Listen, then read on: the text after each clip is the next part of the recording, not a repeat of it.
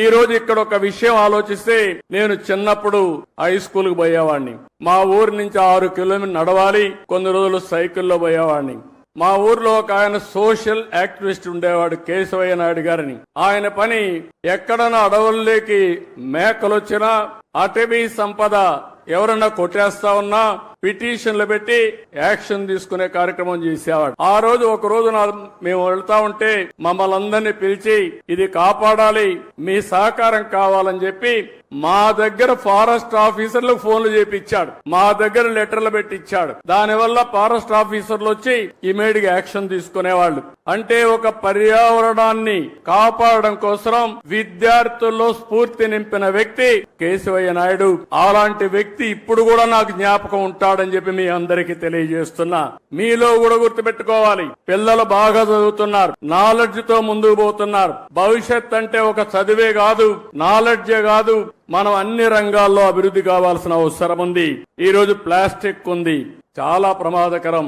నిన్నే మా కృష్ణయ్య గారు ఒక ఆర్టికల్ రాశాడు, చూశాను. అడవుల్లో ఉండే ఏనుగులు కూడా ప్లాస్టిక్ తిని చనిపోతే దాన్ని పోస్ట్ మార్టం చేసి కొన్ని కేజీలు ప్లాస్టిక్ పేరుకుపోయి ఉంది. అంటే ఎంత ప్రమాదం మీరు ఆలోచించండి. ఈ రోజు మనం తినే తిండి కూడా ప్లాస్టిక్ అంతా ఉపయోగించిన తిండి మనం తింటున్నాం. మన పొలాలకేసి అవి అదే విధంగా తయారయ్యే పరిస్థితి వచ్చింది. మన పశువులు కూడా ఈ ప్లాస్టిక్ ఇవన్నీ తిని ఆ పాలు మనం తాగుతున్నామంటే ఎంత వాతావరణాన్ని కాలుష్యం చేస్తున్నామో మనం గుర్తుపెట్టుకోవాల్సిన అవసరం ఉంది. అందుకే ఈ ప్రభుత్వం స్పష్టంగా స్వచ్ఛ ఆంధ్రప్రదేశ్ 3వ శనివారం నిర్వహిస్తున్నాం. నేను ఒకటే మీకు హామీ ఇస్తున్నా, రాష్ట్రంలో ఎక్కడ కూడా చెత్త కాదు, చెత్త నుంచి సంపద సృష్టించే అవకాశం మనకుందని చెప్పి కూడా నిరూపిస్తామని మరొక్కసారి మీ అందరికీ విజ్ఞప్తి చేస్తున్నాను. అందుకే ఈ రోజు చూస్తే గుంటూరులో మీరు చూస్తున్నారు, చెత్త నుంచి ఎనర్జీ కరెంట్ ఉత్పత్తి చేసే ప్లాంట్ పెట్టాం, విశాఖపట్నంలో పెట్టాం. ఇప్పటికి అన్ని ప్లాంట్స్ పెట్టి కంప్లీట్ చేసేవాళ్ళం, కానీ గడిచిన ప్రభుత్వం దీనిపైన కూడా సీత కన్నేశారు. దీనివల్ల ఇబ్బంది పడ్డాం.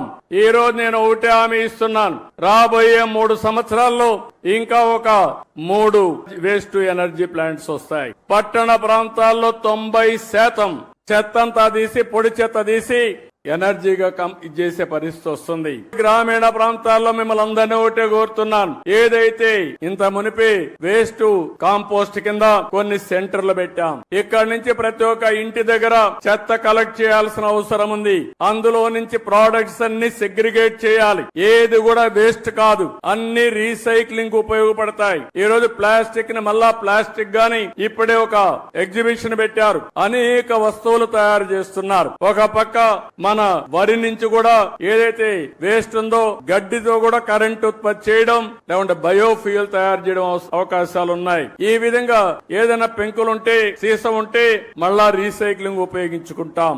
ఏవన్ మన కార్లకు ఉపయోగపడే వేస్ట్ ఏదైనా ఉంటే అలాంటి వేస్ట్ కూడా ఇంజన్లు గాని అవన్నీ రీసైక్లింగ్ ఉపయోగపడే పరిస్థితి వస్తుంది. దీన్నే సర్క్యులర్ ఎకానమీ అని పిలుస్తున్నాం. రాబోయే 1 సంవత్సరంలో ఇవన్నీ కూడా డెమాన్స్ట్రేట్ చేసి ఆంధ్రప్రదేశ్ రాష్ట్రంలో ఏది వేస్ట్ కాదు, వేస్ట్ నుంచి సంపద సృష్టించే మార్గానికి అవసరమైన ఇన్సెంటివ్స్ ఇచ్చే బాధ్యత ఈ ప్రభుత్వాన్ని అని చెప్పి మరొక్కసారి మీ అందరికీ తెలియజేస్తున్నా.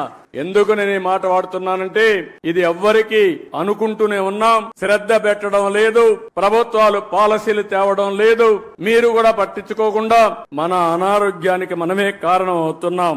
ఈ రోజు ఈ యొక్క రీసైక్లింగ్ సర్క్యులర్ ఎకానమీకి ఇప్పటికే 87 మున్సిపాలిటీల్లో 157 ఆర్ఆర్ సెంటర్లు కూడా ఏర్పాటు చేశాం. ఇదే కార్యక్రమానికి రాబోయే రోజుల్లో 17 కార్పొరేషన్లు వచ్చే జూలై 5 నాటికి, ఇప్పటికైతే అక్టోబర్ 2కు 17 కార్పొరేషన్లు వస్తున్నాయి. వచ్చే ఏడాది జూన్ 5కి మొత్తం రాష్ట్రాన్ని సింగిల్ యూజ్డ్ ప్లాస్టిక్ రహితంగా మారుస్తాం.